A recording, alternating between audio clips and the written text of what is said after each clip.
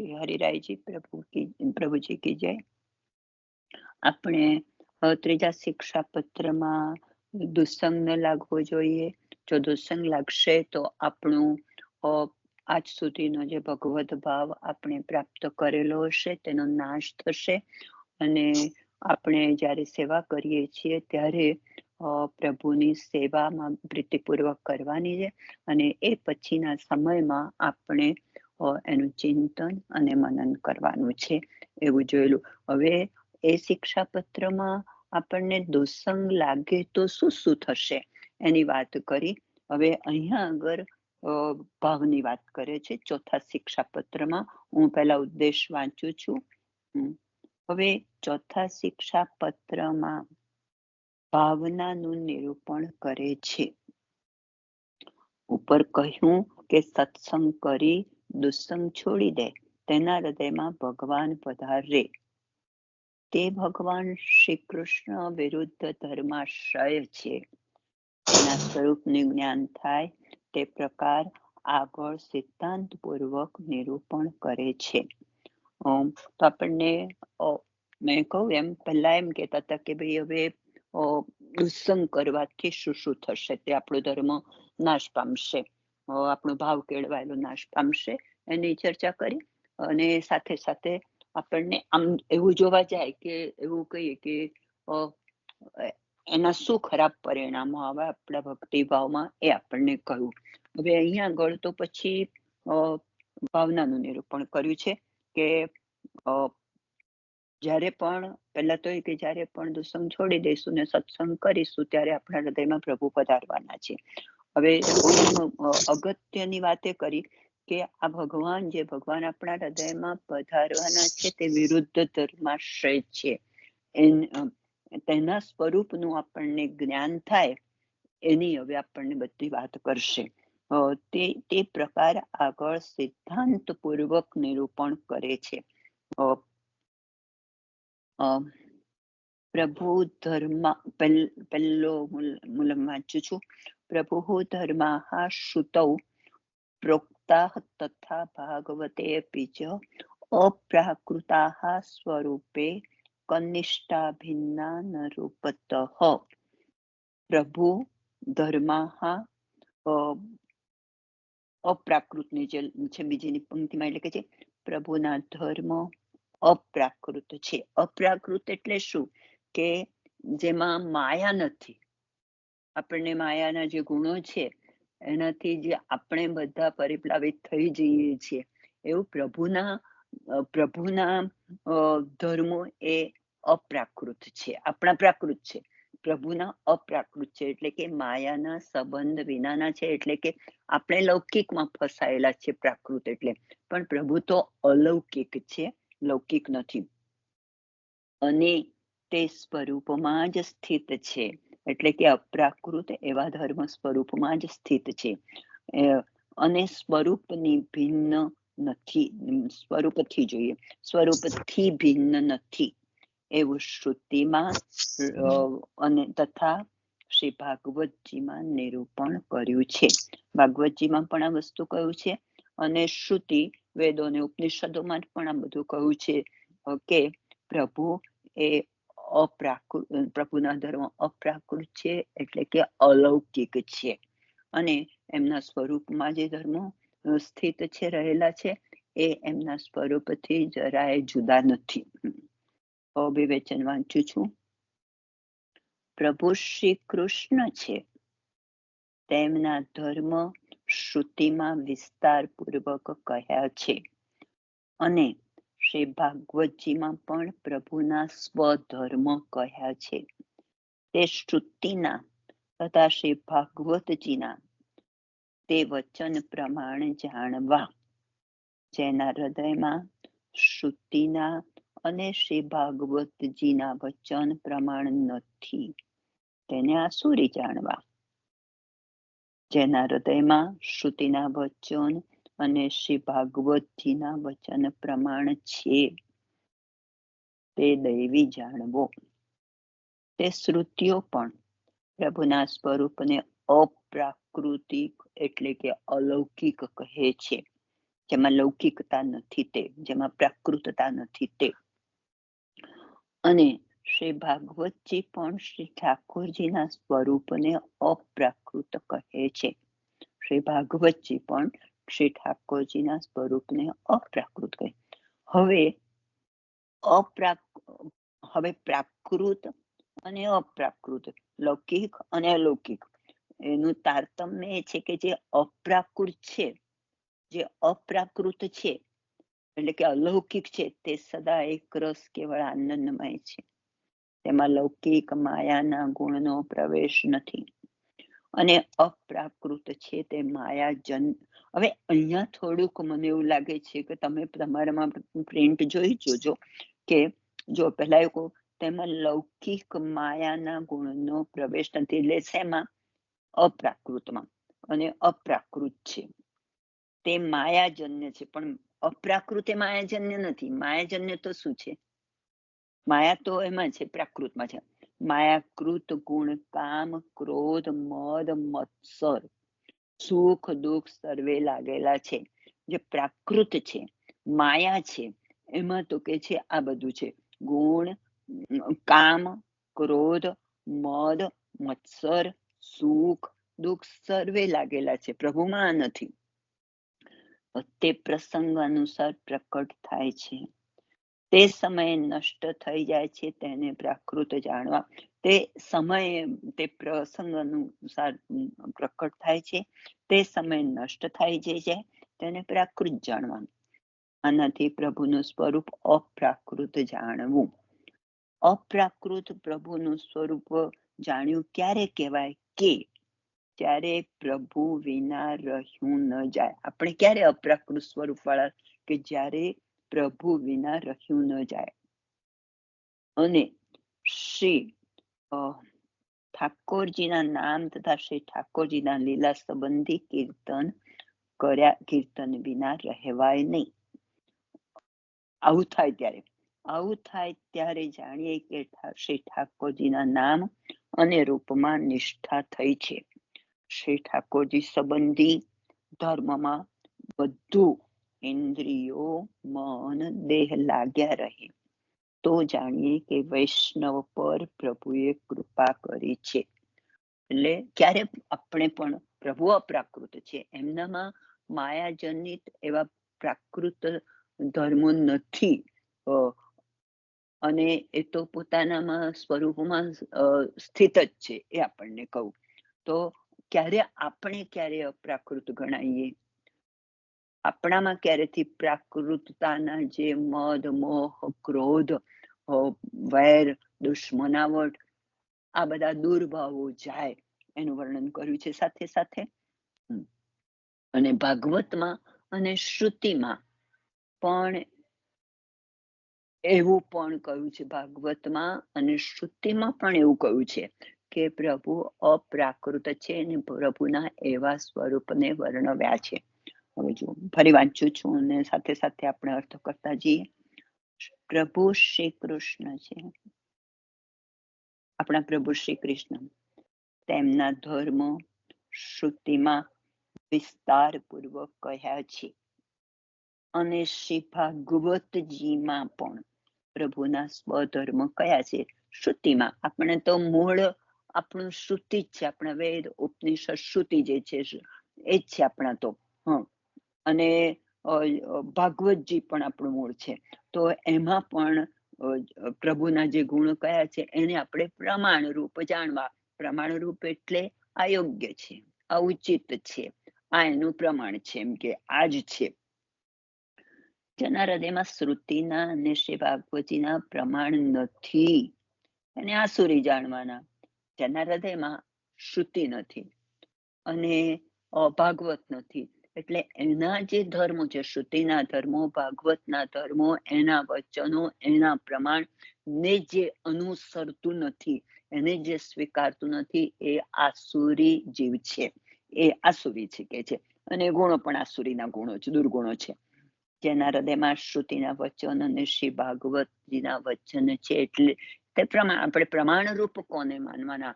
હોવું જોઈએ કોને માનવાનું? યોગ્ય કયું છે, ઉચિત કયું છે, એ કોને માનવાનું? તો શ્રુતિ અને ભાગવતમાં પ્રભુના કહેલા વચનોને, ગુણોને એને આપણે યોગ્ય માનવાના છે.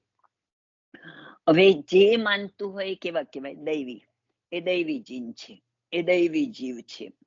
જેના હૃદયમાં શ્રુતિના વચન અને શ્રી ભાગવતજીના વચન, ભાગવતના વચન પ્રમાણ છે, તેને આપણે એ જ યોગ્ય છે, એ જ ઉચિત છે અને એ જ પ્રભુના ગુણોને અનુસરશે.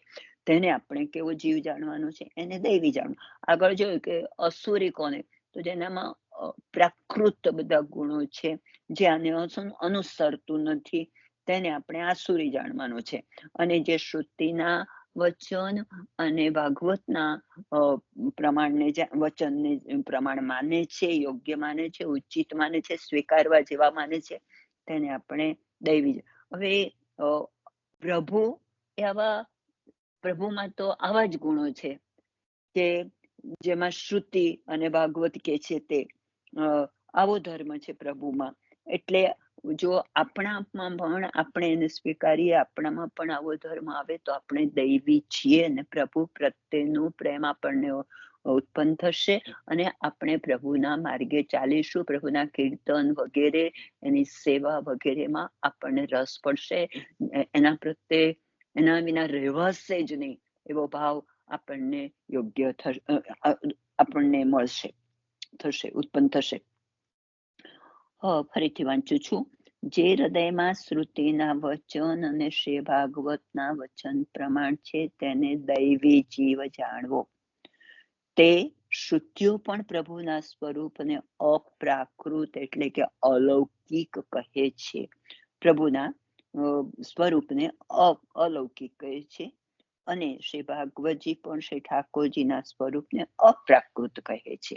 હવે અહીંયા આગળ પ્રભુની વાત કરી આપણને, જે આપણે સ્વીકારવા જેવી છે કે શ્રુતિઓ પણ પ્રભુના સ્વરૂપને અપ્રાકૃત, અપ્રાકૃત એટલે કે અલૌકિક કહે છે અને શ્રી ભાગવતજી પણ શ્રી ઠાકોરજીના સ્વરૂપને અપ્રાકૃત કહે છે. હવે પ્રાકૃત અને અપ્રાકૃતમાં તારતમ્ય એ છે જે અપ્રાકૃત છે. હવે અપ્રાકૃત કેવું, એનું એમ કે શું કહેવા માંગે છે એમાં? તો કે છે કે જે અપ્રાકૃત છે એનું લક્ષણ કયું હોય? તો કે છે તે સદા એક રસ કેવળ આનંદમય હોય, એ હંમેશા આનંદમાં રહેતો હોય. જે અપ્રાકૃત હોય એટલે કે અલૌકિક હોય, એને જે પેલા માયાજન્ય દુર્ગુણો હતા, વિકારો હતા, એ તો પ્રવેશ પામે. એનામાં ક્રોધ નહીં આવે, એનામાં શોક નહીં આવે, એમાં દ્વેષ નહીં આવે, એનામાં કોઈના પ્રત્યે દુર્ભાવ નહીં આવે. આ બધું માયા, મત્સર, દ્વેષ, આ બધું એનામાં આવવાનું નથી. એટલા માટે એ જે પ્રાકૃત હતો એ અપ્રાકૃત બની જાય જો આ બધું ન આવે તો. અને પછી શું આવે? તો પછી અપ્રાકૃત બની જાય તો એના બદલે એનાથી વિરોધી આવશે. શું આવશે? તો સદા એકરસ કેવળ આનંદમય છે, તેમાં લૌકિક માયાના ગુણનો પ્રવેશ નથી અને અપ્રાકૃત છે તે માયાજન્ય છે, માયાકૃત. માયાકૃત ગુણ કામ, ક્રોધ, મદ, મત્સર, સુખ, દુઃખ સર્વે લાગેલા છે. કોને? જે પ્રાકૃત છે તેને. હવે છે ને, અહીંયા મને ભૂલ લાગે છે કે તમારી પાસે હોય પીડીએફ તો, અને અપ્રાકૃત છે, અપ્રાકૃત નહીં પણ ત્યાં પ્રાકૃત જોઈએ. જે પ્રાકૃત છે એને શું લાગવાનું છે? તો ગુણ, એના ગુણ કયા માયાકૃતના? તો કે છે કામ, ક્રોધ, મદ, મત્સર, સુખ, દુઃખ, આ બધા જે પ્રાકૃત હોય એને લાગેલા છે. એને આ બધા વિકારો આવે. પ્રભુમાં તો આવો કોઈ વિકાર જ નથી, કારણ કે અપ્રાકૃત છે. અને એ અપ્રાકૃત જીવો પણ કેવા છે? કે દૈવી જીવો છે. માયાકૃત ગુણ કામ, ક્રોધ, મદ, મત્સર, સુખ, દુઃખ સર્વે લાગેલા છે. તે પ્રસંગ અનુસાર પ્રકટ થાય છે. તે સમય જ્યારે એવો કોઈ પ્રસંગ આવી જાય કે આપણને કોઈની વાત ન ગમતી હોય ત્યારે એના પ્રત્યે ક્રોધ આવે. જ્યારે કોઈ આપણું કંઈક સહેજ પણ આપણને ન ગમતું કર્યું હોય ત્યારે એના પ્રત્યે આપણને દુર્ભાવ ઉભો થાય. જ્યારે પણ કોઈને આપણાથી વધુ સારી પરિસ્થિતિમાં જોઈએ તો એના પ્રત્યે દ્વેષ આવે, મત્સર આવે. આ બધા આપણને માયાજન્ય એમ કે અથવા તો કાંઈ માયાજન્ય એવા દુર્ગુણો આપણામાં આવે, ઊભા થાય આપણામાં. અને એવું પણ થાય કે કંઈક આપણા જીવનમાં કંઈક ખોટું બન્યું તો એનું દુઃખ ઉત્પન્ન થાય, કંઈ સારું બન્યું તો સુખ ઉત્પન્ન થાય આપણને. આવું બધું થાય. એમ કે છે જે પ્રાકૃત છે, જીવ છે એનામાં, લૌકિકમાં માનનારો, લૌકિકમાં જતો જીવ છે તેનામાં, ને સમય નષ્ટ થઈ જાય છે તે પ્રાકૃત જાણવા. અને એ આવે ને જાય, આવે ને જાય. ક્યારેક આવા સુખ થાય, ક્યારેક દુઃખ થાય, ક્યારેક દ્વેષ થાય, ક્યારેક દ્વેષ ન થાય ત્યારે ક્રોધ થાય, ક્યારેક ક્રોધ શમી જાય. તો આ બધું કે છે સમય થયે નષ્ટ થઈ જાય છે. આ બધાને પ્રાકૃત જાણવાના, આપણે લૌકિક જાણવાના, લૌકિક ગુણવાળા જાણવાના. આનાથી પ્રભુનું સ્વરૂપ અપ્રાકૃત જાણે. અપ્રાકૃત પ્રભુનું સ્વરૂપ જાણે ક્યારે કહેવાય? જીવે પ્રભુના અપ્રાકૃત સ્વરૂપ પોતાનામાં આવ્યું છે તે ક્યારે જાણવાનું આપણે? તો કે છે જ્યારે પ્રભુ વિના આપણે રહી ન શકીએ. જ્યારે પ્રભુ વિના આપણે રહી ન શકીએ, જ્યારે આપણને સતત ને સતત એવું થાય કે શ્રી ઠાકોરજીના નામ, શ્રી ઠાકોરજીની લીલા સંબંધી કીર્તન વિના રહેવાય નહીં. આપણને એ જ કરવું હોય, ઠાકોરજીનું સ્મરણ કરવું હોય, એમના કીર્તન કરવા હોય, ઠાકોરજીનું જ આપણને સાહિત્ય ને વારંવાર આપણે વાંચવું, કરવું હોય, ત્યારે એવું માનવાનું કે આપણામાં પ્રાકૃત ગુણો પ્રભુના અપ્રાકૃત ગુણો આવ્યા છે ને આપણા જે પ્રાકૃત આસુરી દુર્ગુણો હતા તે ચાલ્યા ગયા છે. આવું થાય ત્યારે જાણીએ કે શ્રી ઠાકોરજીના નામ તથા રૂપમાં આપણને નિષ્ઠા થઈ છે, આપણને બી તો શ્રદ્ધા થઈ ગઈ છે કે જ ગમે છે. આપણને જ્યારે થોડોક સમય હોય ત્યારે પણ આપણે કંઈ ઠાકોરજી અંગેનું સાહિત્ય લઈને બેસી જઈએ. આપણે શ્રી કૃષ્ણ શરણમમાં જેવું જપનામ લઈને બેસી જઈએ. ક્યારે પણ જ્યારે આપણા પ્રાકૃત ગુણો ચાલ્યા જાય અને આપણને અપ્રાકૃત ગુણો આપણામાં આવવા, એટલે કે આપણે આસુરીમાંથી દૈવી તરફ જઈએ, આપણે લૌકિકમાંથી અલૌકિક તરફ આપણી ગતિ થાય, ત્યારે આવું થાય. આવું થાય ત્યારે જાણીએ કે શ્રી ઠાકોરજીના નામ તથા રૂપમાં નિષ્ઠા થઈ. વારે વારે આપણને એવું મન થાય કે ઠાકોરજીનું સ્વરૂપ જોઈએ, દર્શન કરીએ એમના, એવું પણ આપણને થાય. ઠાકોરજી સંબંધી ધર્મમાં બધું જ આપણો દેહ આખો, આપણી બધી આંખ શું જુએ તો ઠાકોરજીના સ્વરૂપને જુએ. આપણું સ્મરણ જે મસ્તિષ્ક છે એ પણ એવું જ સ્મરણ કર્યા કરે, ઠાકોરજીનું જ સ્મરણ કરશે. કૃષ્ણ શરણમમાં કે આપણને સમય હોય તો સર્વોત્તમ પાઠ કરીએ, કે એવું જ કર્યા કરીએ, એના કીર્તનો આપણે કરીએ, એવું જ આપણું મન એમાં જ રહ્યા કરે. આપણો દેહ તો આપણને ઠાકોરજીના વસ્ત્રો બનાવવા છે, ઠાકોરજીના માટે સામગ્રી બનાવવી છે. જ્યારે પણ આપણે શુદ્ધ સ્વરૂપમાં, આપણે શુદ્ધ દેહમાં હોઈએ ત્યારે આ બધું જ આપણે ક્યારે એ જ વિચાર આવે આપણને કે શું કરી શકીશું આપણે, હવે શું વસ્ત્રો બનાવી શકીશું, આ કરીશું, આ કરીશું, પણ એ બધું ઠાકોરજીને સંબંધી જ હોય. તો આ રીતે આપણને, અને એવું માનવાનું કે જ્યારે આપણને આવું મન થતું હોય ત્યારે આપણે એવું માનવાનું કે પ્રભુએ આપણી પર કેટલી બધી કૃપા કરી છે કે આપણને પ્રભુ એક જ પ્રવાહ તરફ લઈ જાય છે.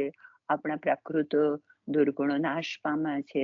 આપણી લૌકિક જે આપણી ગતિ હતી એમાંથી આપણે હવે અલૌકિક તરફ જઈ રહ્યા છે એવું આપણને લાગે. હું ફરીથી પણ તમને થોડા એના ગુણો કહી દઉં. પ્રભુ એ અપ્રાકૃત છે અને આપણે પ્રાકૃત છીએ. પ્રાકૃત એટલે લૌકિક, અને અપ્રાકૃત કે જેમાં માયાજન્ય એવા કોઈ પણ દુર્ગુણો છે નહીં. શ્રી શ્રુતિ અને ભાગવત પણ પ્રભુના આ સ્વરૂપને કહે છે કે પ્રભુ એ અપ્રાકૃત ગુણો વાળા છે. અને જો આપણે પ્રાકૃત હોઈશું, જે જીવે માયાના દુર્ગુણોને સ્વીકાર્યા હશે, માયાજનિત ગુણોને સ્વીકાર્યા હશે, એ જીવ પ્રાકૃત છે, એટલે કે લૌકિક છે. અને જેણે પ્રભુના અપ્રાકૃત એટલે કે અલૌકિક ગુણોને સ્વીકાર્યા છે તે જીવ દૈવી જીવ છે. હવે માયાના ગુણો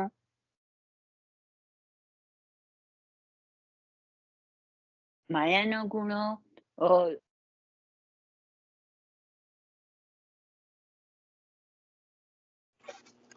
માયાના ગુણ એટલે માસી કામ, ક્રોધ, લોભ, મદ, મત્સર.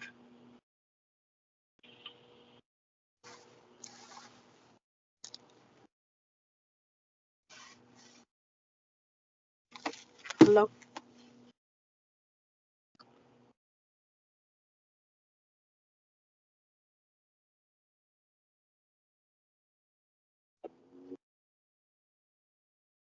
હું બોલું તે સંભળાય છે? હા, તારો અવાજ તો આવે છે, પણ એમનો નથી આવતો. સંભળાય છે. હમ હમ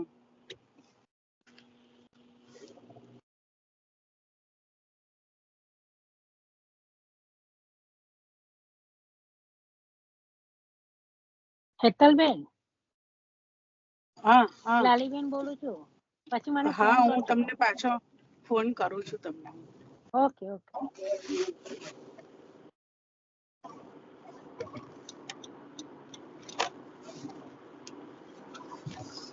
ભગવતી માસી, તમારો અવાજ નથી આવતો.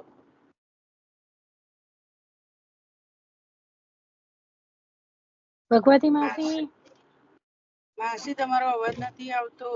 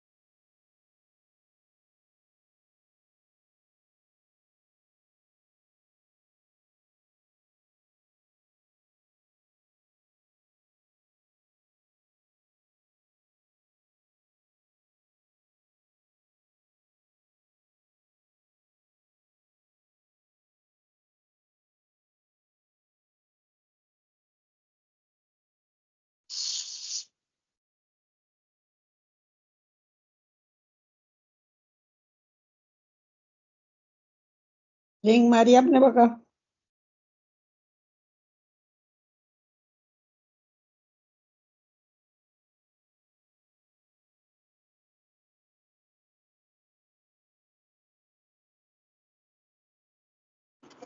ભગવતી માસી, તમારો અવાજ નથી આવતો.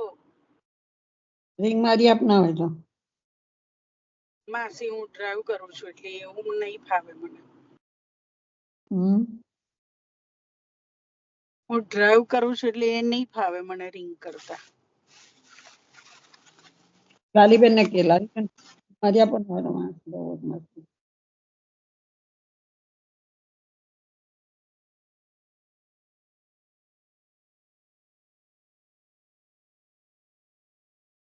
હજી 7 જ જણ છે. રજાના દિવસો છે ખરા ને માસી, એટલે હે? રજાના દિવસો ખરા ને. એટલે અહીંયા હવે આ વીક બધાને રજાઓ હશે. બરાબર. આજે બધાને રજાઓ 25મી ડિસેમ્બર.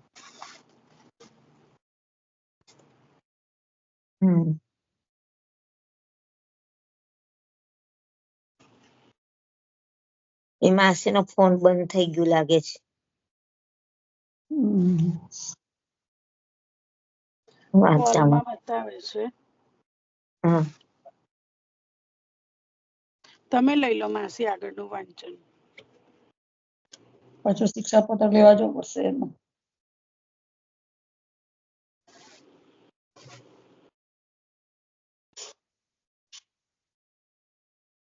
વંચે તો કઈ છે પણ રિપીટ કરે છે ને એટલે એનું એ જ કરે છે, પાકૃત ને અપાકૃત નું જ. એટલે એનું એ જ ફરી કરે છે રિવિઝન. તો વચનામૃત લઈ લો.